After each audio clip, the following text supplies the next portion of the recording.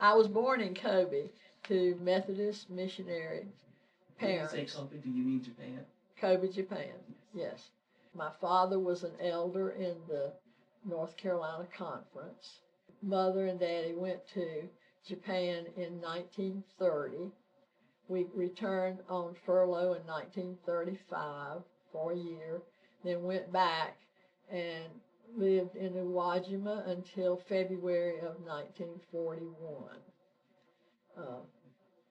when the mission board recalled them to come back to the States.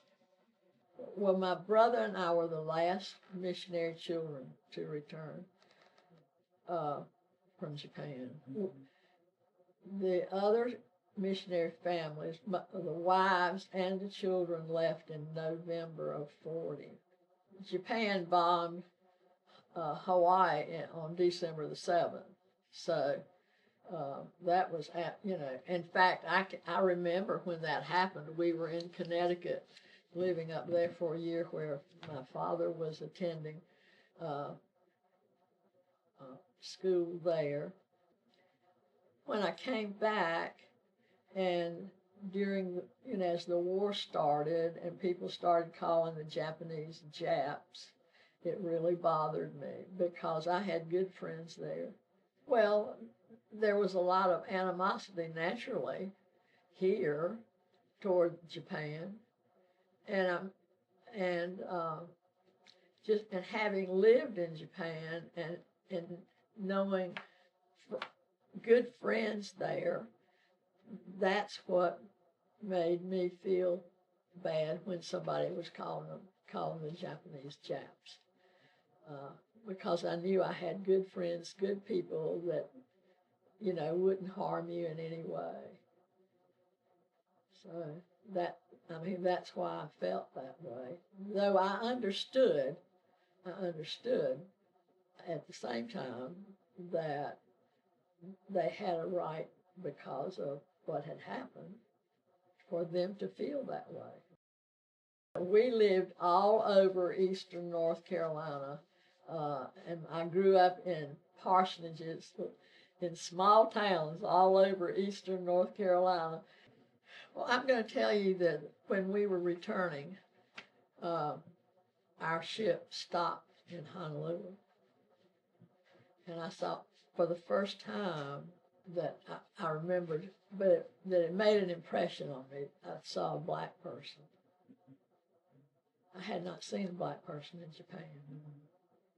There were, in eastern North Carolina, strong feelings between blacks and whites. Well, sometimes the interactions were difficult to understand. I didn't agree with them in their thinking, and yet I think that I accepted the culture as it was. I think whatever individuals feel personally changes the way the church feels. Church members grow up in different families and have different ideas, and so have different perspectives. So it's not something you don't force a relationship, because it's not a good relationship if it's forced. But at the same time, there are some that still have very strong feelings, and it's as a result of how they were raised. In your local church and in your local circle, did you feel much of a difference at all? From my observation, the blacks continued to go to their church, and whites continued to go to our church. But people were welcome, I think. But it has been more recently that that's really been true, I think. I don't think that there was a big difference when that went into effect. in your local congregation? And Life went on. Life went on as usual. We have, tried to be welcoming, but I don't know how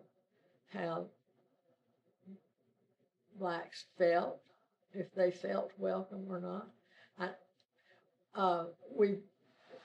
That has happened a good bit with our United Methodist women. And there is a relationship in United Methodist women that isn't in the total church. Not my church, but I'm talking about the total church, I think. There's a special relationship in the United Methodist women. And we have gotten to know each other. And when you get to know each other, that changes the relationship. When you get to know somebody, it really makes a difference. That's true with anybody that you meet.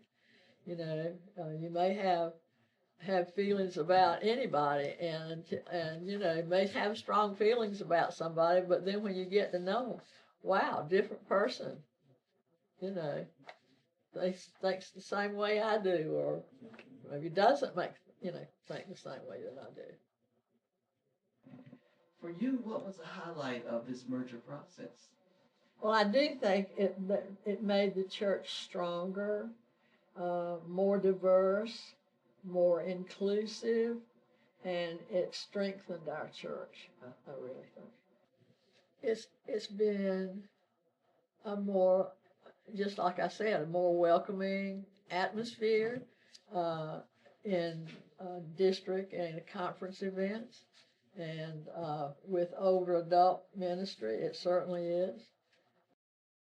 I would like to see us be a truly united Methodist church. I hope that we will remain a united Methodist church.